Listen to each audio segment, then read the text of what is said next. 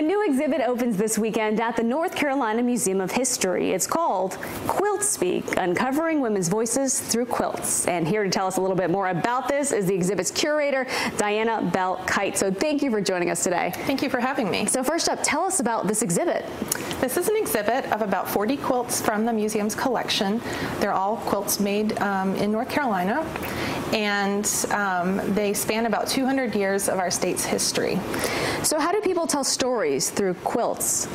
All of the quilts in the exhibit have stories to tell, whether the maker very intentionally was portraying a story in her quilt, which is the case in some of them. Other quilts are more reflective of women's lives in less intentional ways, but still can tell us a lot about their makers. That's what I was going to say. How can you tell about a person from the quilt they make, whether they were, lived in different means of society, had more wealthy, a little bit lower class? Right, exactly. In the antebellum period in particular, women of means, particularly white women, often would express their social status through quilting. They had the needlework education to make very finely quilted bed covers, and they had the means of purchasing imported fabric to use in those bed covers.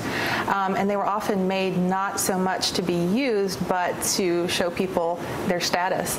And then you'll see other quilts, particularly from post-Civil War, where people are using a variety of materials, being very ingenious in the ways that they are getting fabric for low cost, no cost, in order to make something needed to keep their family warm.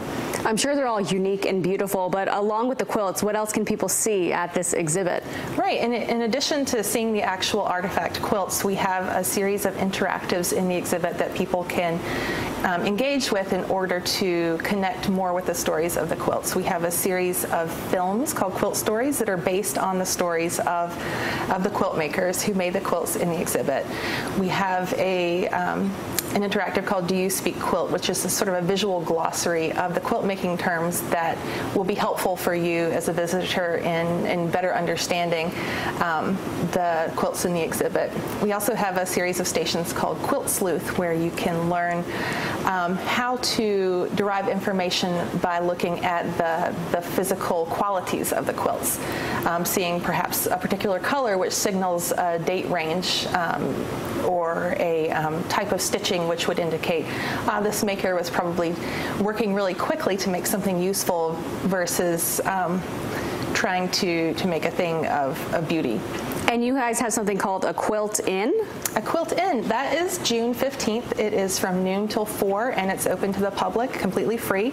We're having area quilt guilds come to the museum, and they'll be teaching a variety of quilt making techniques. We'll have crafts you can do and take home. We'll also have presentations about preserving your quilts, and I'll be giving a tour of the exhibit at that point. Amazing. All right. Well, thank you for joining us today. If you would like more information about this, again, it is called Quilt Speaks at the North Carolina Museum of History. The museum is open 7 days a week, and admission is free. We will have all the information you need on our website, cbs17.com.